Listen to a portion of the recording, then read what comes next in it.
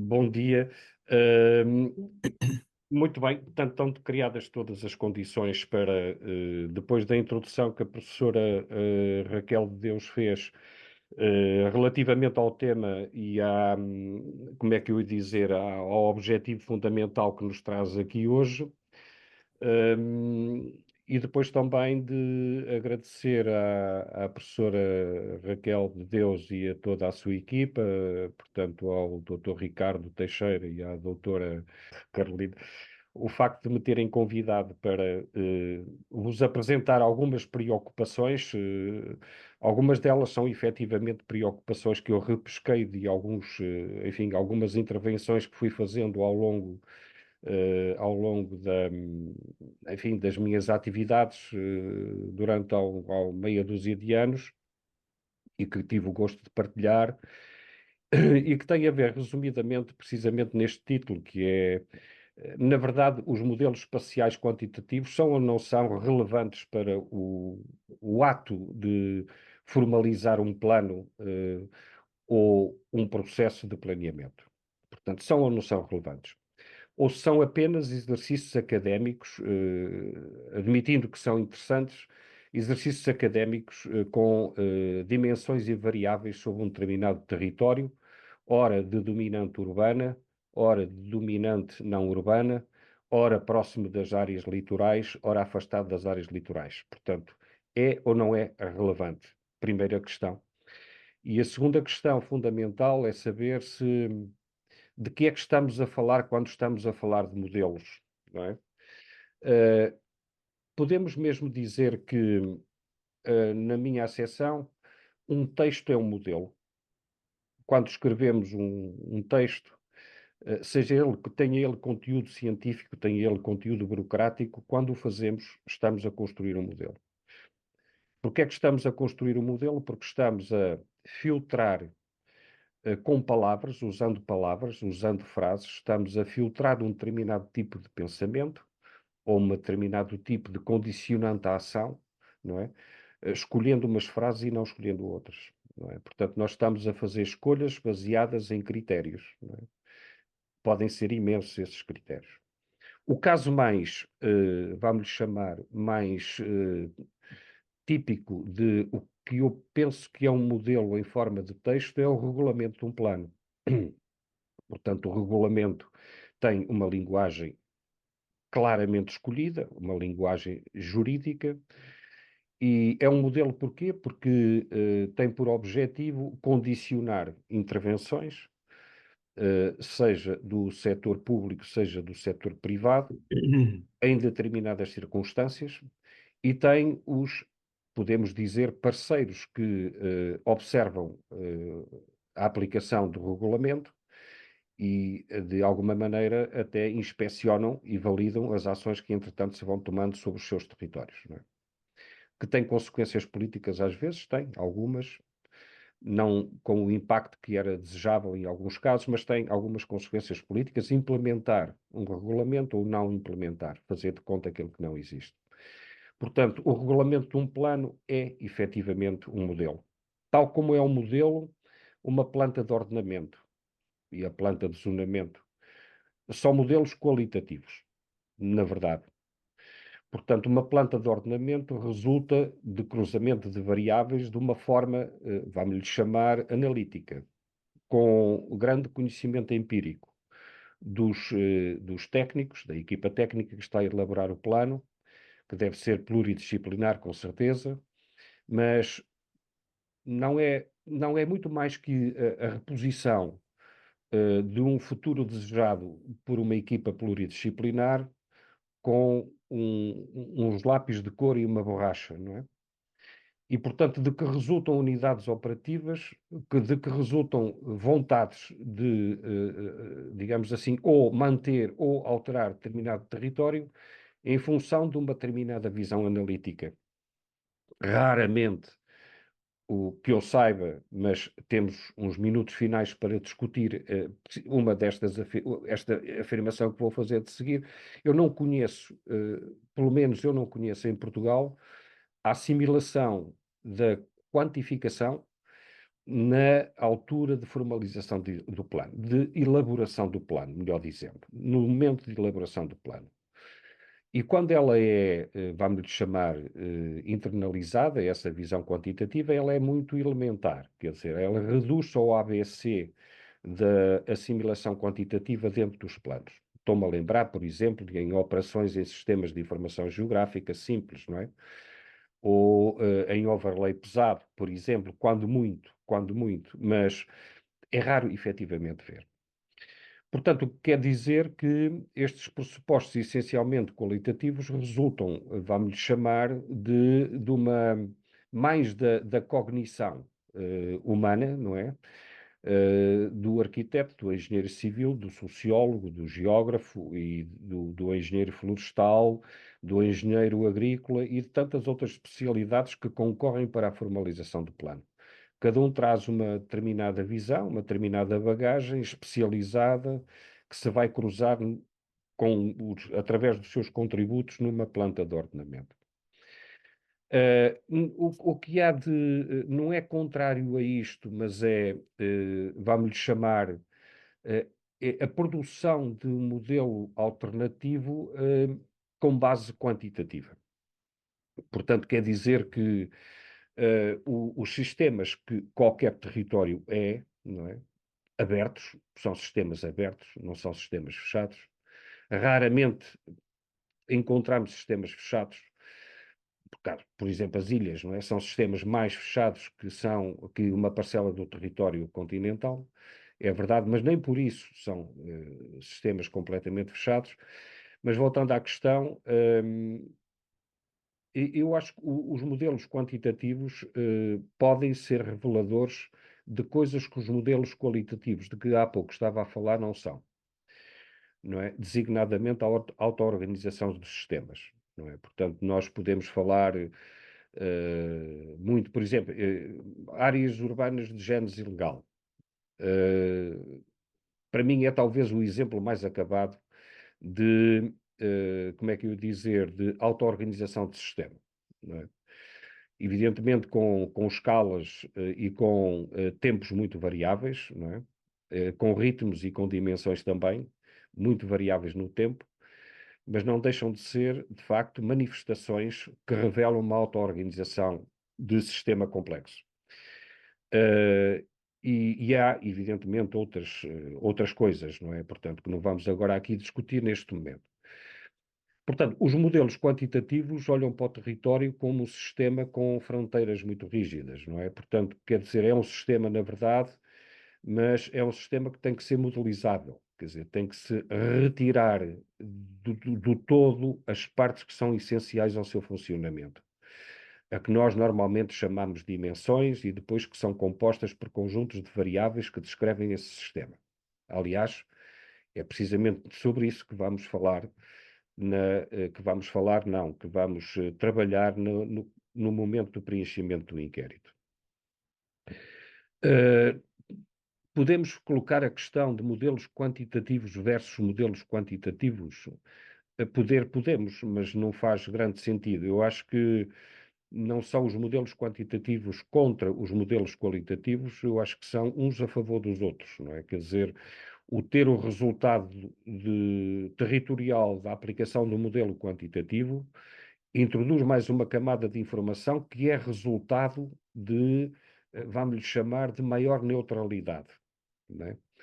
De maior neutralidade científica face aos modelos qualitativos que resultam de menor neutralidade científica e técnica. Quer dizer, nós, em qualitativo, ambicionamos plasmar no modelo aquilo que pensamos sobre determinada coisa. No modelo quantitativo, é verdade que isso também, de alguma maneira, está plasmado, logo na escolha das variáveis que vamos utilizar para a modelação. Mas atingimos níveis superiores de neutralidade quando trabalhamos com modelos quantitativos. Dou-vos um exemplo. Nós, sobre uma planta, podemos colocar uma zona urbanizável, dizer é desejável que isto se expanda para aqui. E, portanto, os parceiros conversam uns com os outros, os políticos com os técnicos entre as diferentes especialidades, e puxamos a mancha mais para a esquerda ou mais para a direita em conformidade com uma vontade, ou com as vontades. No modelo quantitativo, se sujeitarmos a mesma pergunta, é para onde é que poderá crescer a cidade. A tradução em mapa é o resultado de um conjunto de funções matemáticas, não é? Que traduzem não uma vontade, mas traduzem uma tendência genérica muito provável, que aconteça muito provavelmente se não houver intervenção. E, portanto, este confronto entre estas duas visões é que eu penso que deve estar presente na, como é que eu dizer, não é apenas na vontade, mas é na agenda do poder local e do poder central. Né? Na agenda significa pensar no assunto e pensando no assunto, vendo qual a modalidade ou as modalidades de internalizar esta visão na formalização do plano ou no processo de planeamento. A este propósito, há várias questões que se levantam, evidentemente, não é? Eu selecionei 3 questões ou 4 questões sobre este assunto e designadas por Q1, Q2, Q3, que vou partilhar convosco de seguida, mas há muitas mais. Vocês próprios, não é? Os presentes poderão elaborar outras perguntas sobre estas perguntas, eh, passando aqui a hipótese de que vamos falar de modelos quantitativos apenas e não de modelos qualitativos. Portanto, e nessa perspectiva, a primeira pergunta que se coloca é que princípios de análise na construção do modelo espacial? Portanto, se quisermos admitir que a administração assimila na sua lógica de trabalho técnico, não é? Assimila esta visão e diz-nos assim: bom, vamos lá experimentar então em computador a simulação A ou a simulação C para ver se, diabo, isso nos dá nos acrescenta uma neutralidade que nós não estamos aqui a ver, não é? E portanto é com esse propósito que agora aqui vamos falar. Uh, eu acho que os dois pilares fundamentais, quer dizer, para responder a esta pergunta nós temos sempre duas bases teóricas fundamentais na construção do modelo. A primeira é a espacialidade, quer dizer, estamos a trabalhar evidentemente que os sistemas não são fechados, os sistemas territoriais são sistemas abertos, mas as unidades administrativas são espaços finitos, não é? Embora não possamos esquecer que, eh, mesmo em ordenamento do território ou em planeamento urbano, os vizinhos auto-influenciam-se, não é? Portanto, quer dizer que não podemos dizer que o Conselho A não influencia o Conselho B, que tem uma fronteira comum, de todo, não é? Mas, em todo o caso, do ponto de vista do direito, é uma grelha finita, não é? E pode ser uma grelha regular de células ou irregular, se preferirmos, não é? Porque se usarmos, por exemplo, um dos modelos mais conhecidos, designado de autómatos celulares, nós hoje em dia tanto os podemos trabalhar a 2D como a 3D e tanto podemos trabalhar ou usar com células regulares ou células irregulares, como já foi experimentado, por exemplo, para a cidade de Coimbra há uns anos atrás. E no que diz respeito a esta espacialidade, temos outra condição, é que uh, todas as células devem evoluir com a mesma regra e baseada nos valores das células vizinhas, não é? Quer dizer, efetivamente, aqui começa o modelo, a decisão de utilizar os modelos, que é admitir que as células mudam de estado e que esse estado só muda com base em regras comuns, não é? Uns não podem mudar por uma razão e os outros mudar por outra razão. Há de haver entre o conjunto de regras que explicam a mudança um conjunto de regras que são comuns, não é?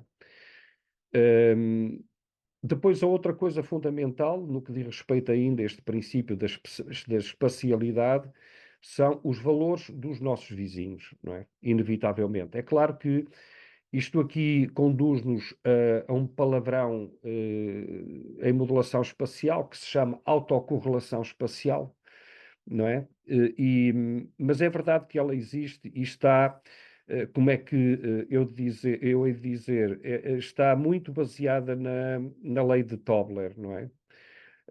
Segundo a qual todas as unidades espaciais se influenciam umas às outras, mas influenciam-se mais aquelas que são vizinhas do que as primeiras com aquelas que são distantes.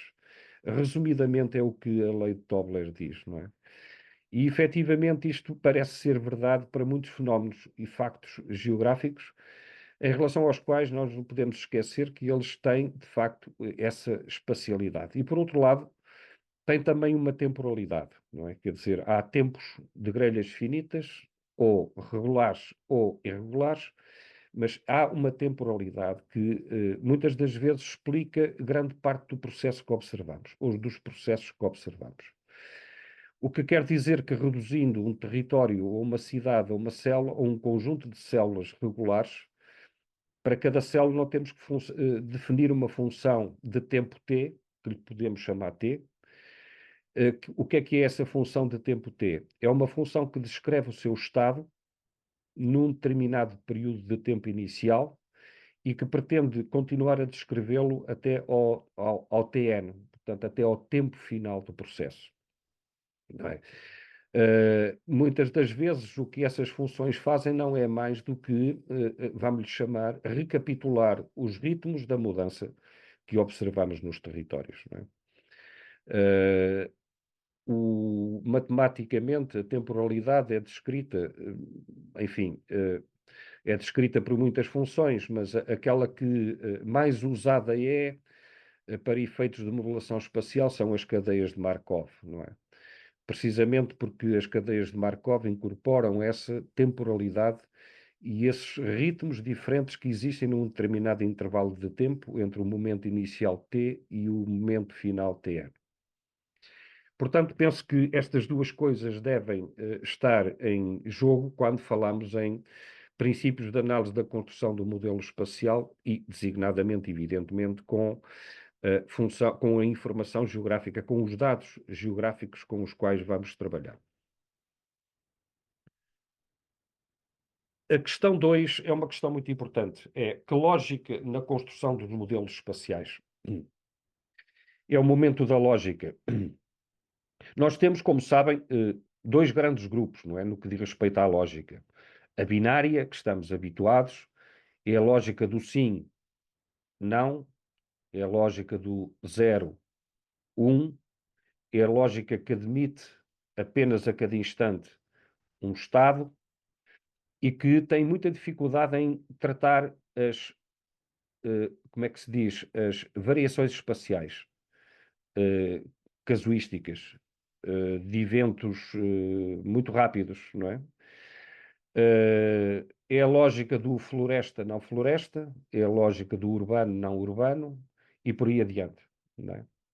E usamos muito e até às vezes inconscientemente traduzimos isso nos planos ditos de inspiração subjetiva, de inspiração qualitativa, não é?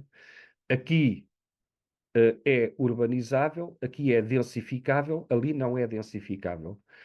E, portanto, embora, evidentemente, possamos contrariar esta lógica binária fazendo um pouco de uma outra lógica, que é a lógica difusa, que é a lógica do talvez, é a lógica do cinzento, é a lógica da passagem. Entre urbano e não urbano há uma infinitude de estados, digamos assim, que muitas vezes não são ainda urbanos, mas já têm sinais de urbano, outras vezes restam-lhes sinais digamos assim, de rurais ou não construídos, e por aí afora, não é? Portanto, quer dizer, pode não ser brusca a passagem do urbano não urbano, ou não urbano urbano, ou florestal não florestal, florestal e por aí adiante, não é? O que me parece que tem que haver é eh, o uso das duas lógicas, não é? E eu acho que isto vamos experimentar no inquérito que vem a seguir, em que, quando vai ser perguntado nesse inquérito, não é? Sobre se o que está dentro da RAN e o que está fora da RAN, o que está dentro da RAN e o que está fora da RAN.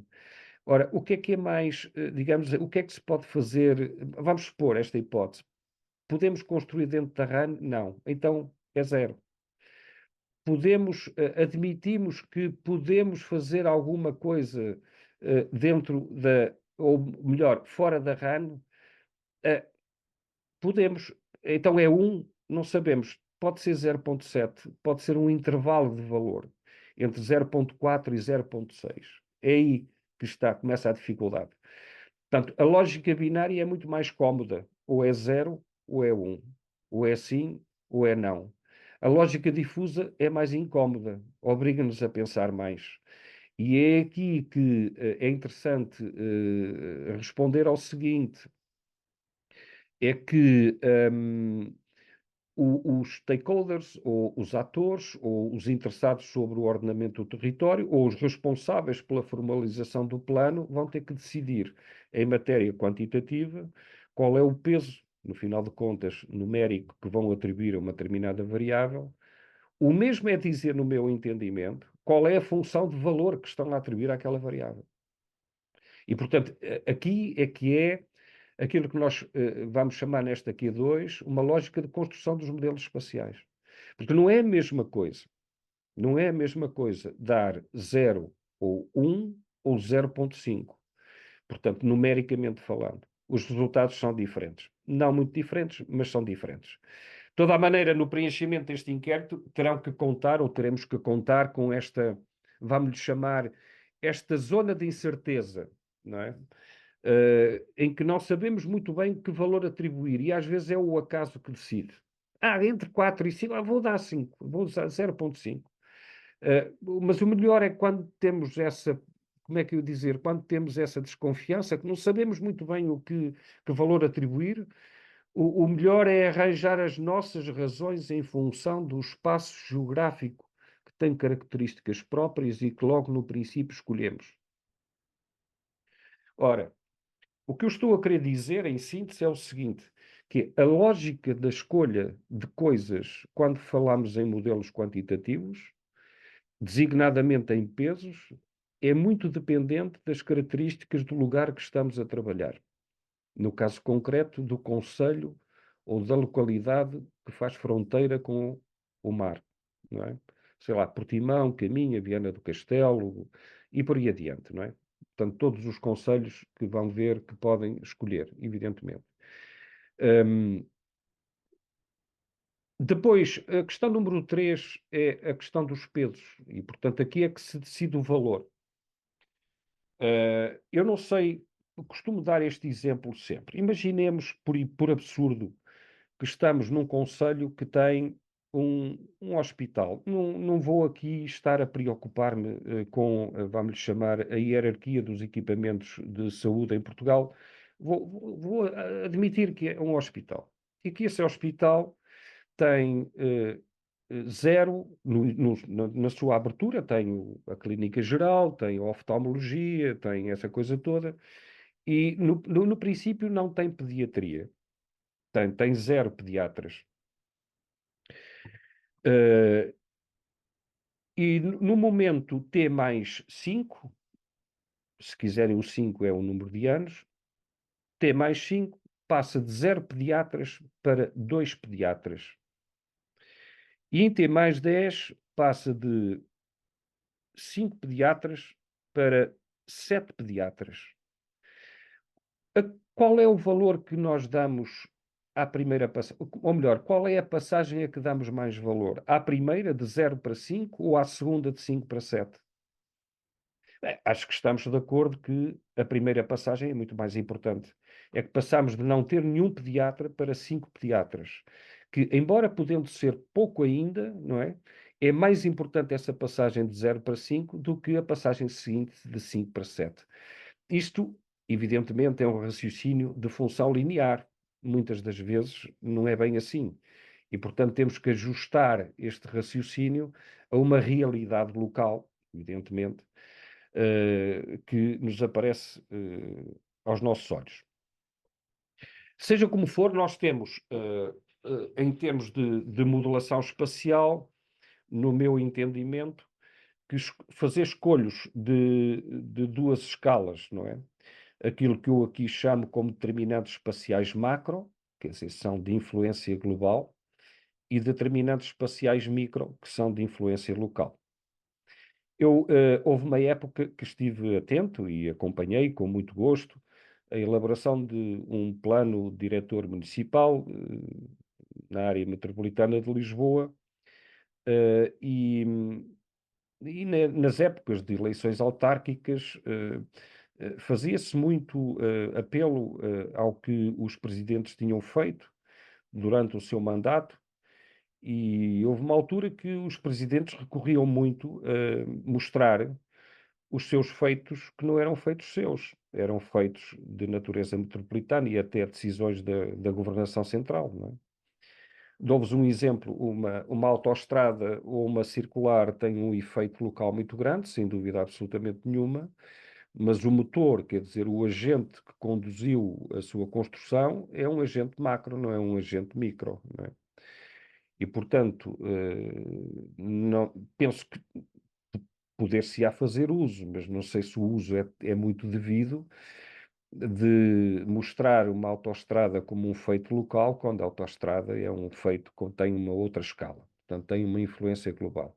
Dou-vos mais um exemplo relativamente a modelos, quando queremos aplicá-los à escala do município, não é? Que é o caso aqui também, que nós temos determinantes espaciais, quer dizer, qualquer que seja a mudança, temos sempre uma determinante espacial macro, que é indiscutivelmente biofísica, não é? Portanto, vamos chamar, a rugosidade do terreno. Não, não é a mesma coisa trabalhar um terreno na Serra da Estrela, não é? Ou no Vale do Zézer, por exemplo, e trabalhar um plano na várzea do Tejo, não é?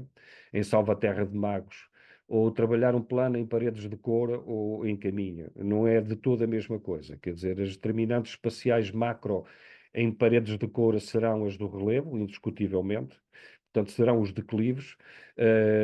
No Vale do Tejo, ou num concelho do Vale do Tejo, essa que é uma determinante espacial biofísica, determinante de escala global, pode passar a ser micro, quer dizer, não, os relevos, os micro-relevos têm mais importância que o relevo geral. Isso quer dizer que quando nos é perguntado, no inquérito que vem a seguir, que importância é que nós vamos atribuir às diferentes classes de declive, temos que pensar no seguinte: qual é a área geográfica que eu escolhi no mapa logo no início, não é? E conhecê-la do ponto de vista da sua, digamos assim, rugosidade de superfície, não é? A outra coisa, por exemplo, é os tipos de solos, evidentemente, não é? Quer dizer, a produtividade esperada para um tipo de solo A não é a mesma que a produtividade esperada para um tipo de solo B, e por aí afora. E, portanto, vamos chamar as determinantes espaciais macro, que são praticamente biofísicas, não é? Devem ser de profundo conhecimento. É claro que quando nós atribuímos pesos, nós estamos a atribuir valor.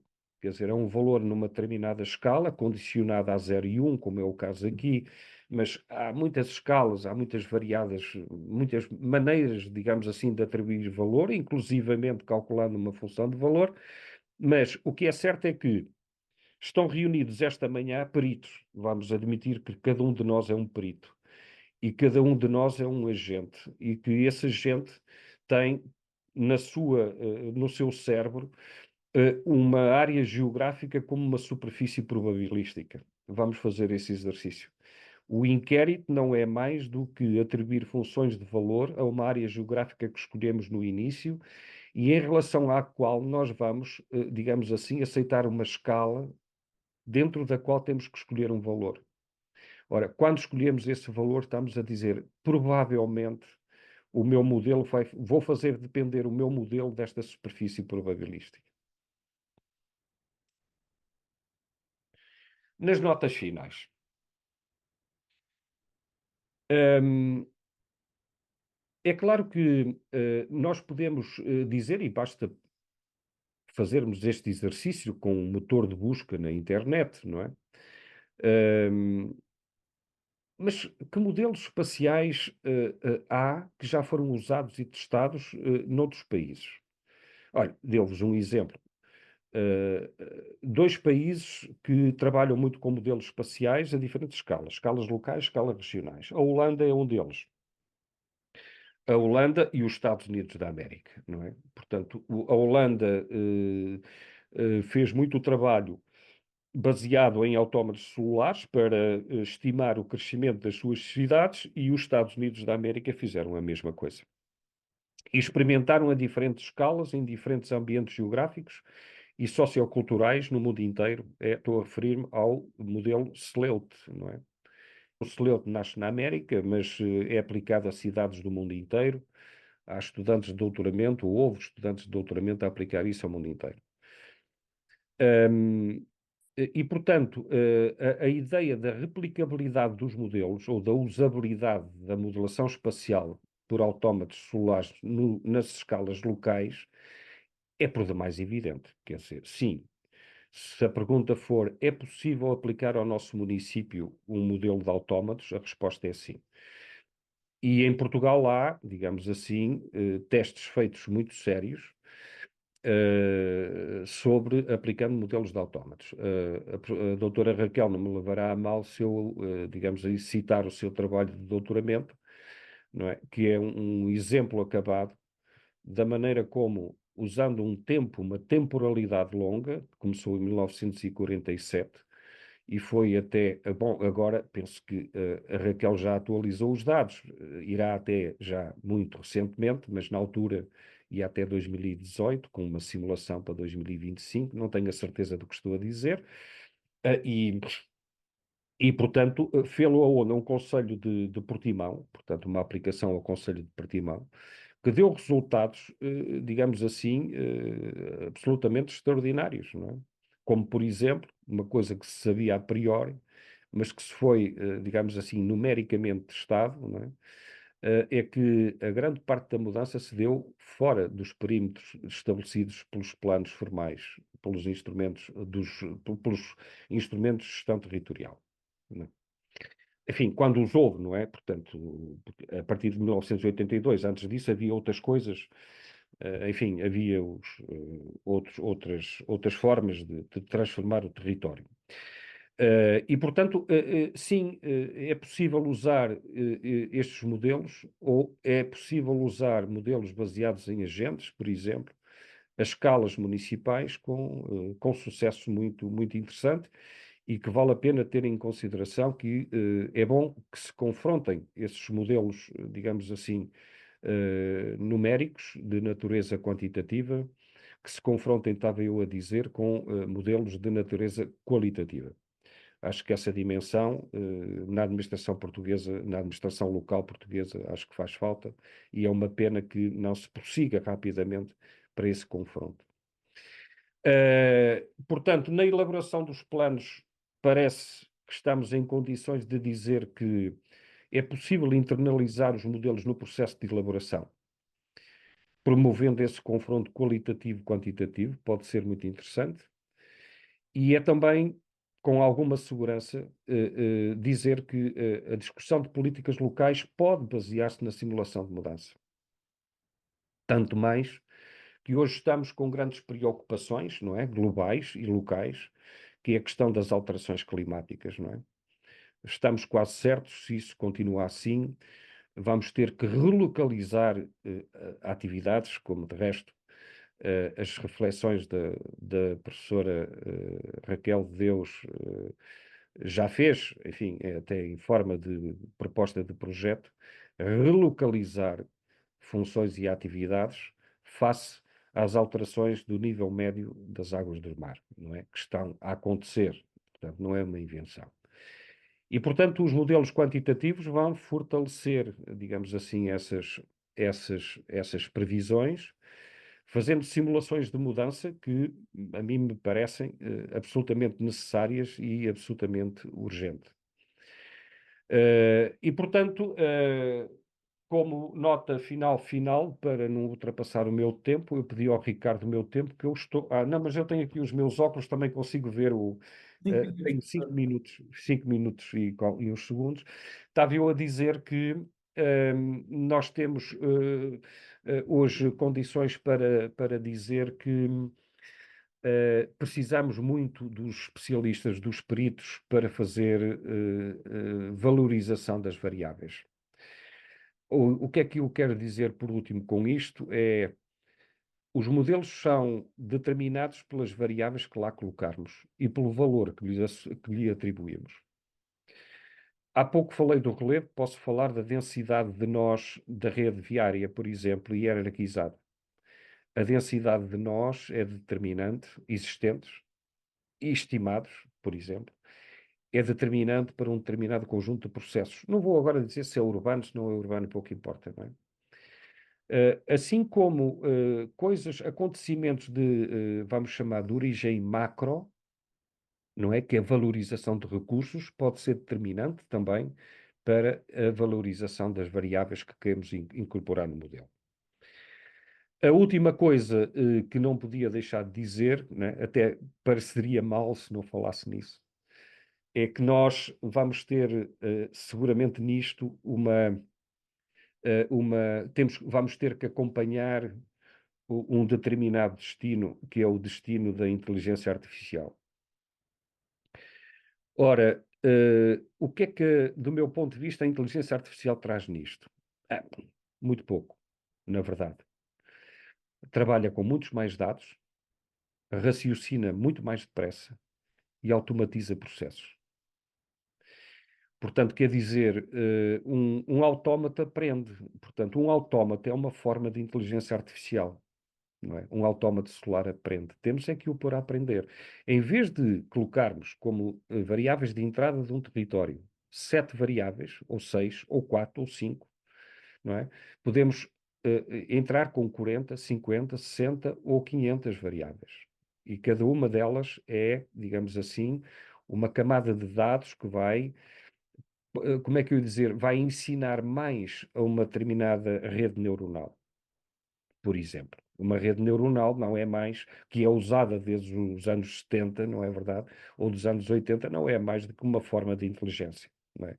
De um automatismo que faz sinapses que nós estávamos longe de descobrir que existiam entre, por exemplo, o relevo e a vegetação. Um, é um futuro em relação ao qual eu estou um bocadinho expectante, porque, na verdade, ainda não sabemos como é que nós podemos incorporar tantas variáveis para produzir raciocínios artificialmente, na medida em que temos um problema fundamental que vamos ter sempre. Sabem qual é? É o problema da escala de aquisição de informação. Vamos ter sempre. É o problema da lógica. É porque no tipo de solos, por exemplo, nós temos uma lógica difusa, não temos uma lógica binária. Nós não mudamos do solo A para o solo B repentinamente com uma fronteira, com um risco no mapa à escala uns 50.000. Nós não mudamos de granito para argila, não é? À escala um 500.000, assim de repente. Não, são passagens graduais e em camadas muito distintas de profundidade. Não é? E, portanto, aí sim aplicam-se lógicas difusas que se têm aplicado pouco nos planos. Aqui ficam estas dicas, portanto, como eu gosto de cumprir o tempo, fico por aqui. Muito obrigada, professor. É sempre um gosto ouvi-lo.